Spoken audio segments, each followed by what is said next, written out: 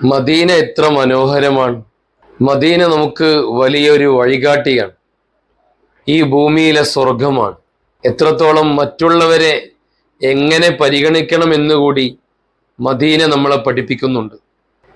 6-ാം നൂറ്റാണ്ടിൽ അന്ധകാര നിബിഡമായ ആ സമൂഹത്തിൽ മക്കയിൽ നിന്ന് പ്രവാചകനും അനുയായികളും മദീനയിലേക്ക് എല്ലാം ഉപേക്ഷിച്ചുകൊണ്ട് ഹിജ്റ പോരുകയാണ്. എന്നാൽ മദീനക്കാർ എങ്ങനെയാണ് മുത്തുനബിയെ സ്വീകരിച്ചത്? അവർക്ക് വീടില്ലാത്തവർക്ക് വീട് നൽകി, അവർക്ക് ഭാര്യമാരെ, അവരുടെ മക്കളെയും മറ്റുമൊക്കെ ഭാര്യമാരാക്കി കെട്ടിച്ചു കൊടുത്ത്, അവർക്ക് സമ്പത്ത് നൽകി, അവർക്ക് സഹോദരന്മാരാക്കി നിശ്ചയിച്ചു കൊടുത്ത്, അവർക്ക് എല്ലാം നൽകി അവരെ സ്വീകരിച്ചു.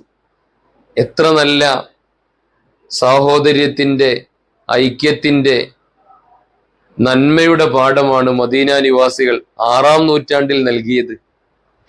വിശുദ്ധമായ ഖുർആൻ അത് അടിവരയിട്ടുകൊണ്ട് അവരുടെ ആ സ്നേഹത്തിനെ, അവരുടെ ആ നിസ്വാർത്ഥതയെ അടിവരയിട്ടുകൊണ്ട് സൂറത്തുൽ ഹശ്റിന്റെ 9-ാമത്തെ ആയത്ത് അല്ലാഹു പറയുന്നുണ്ട്, വല്ലദീന തബവ്വഉദ്ദാറ വൽ ഈമാൻ യുഹിബ്ബൂന മൻ ഹാജറ ഇലൈഹിം.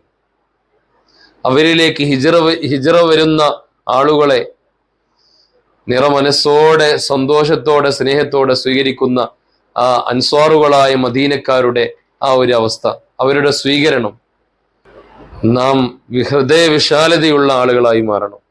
ഇല്ലാത്തവനിക്ക് ഉള്ളവൻ കൊടുക്കാൻ തയ്യാറാകണം. അള്ളാഹു തൗഫീഖ് നൽകട്ടെ.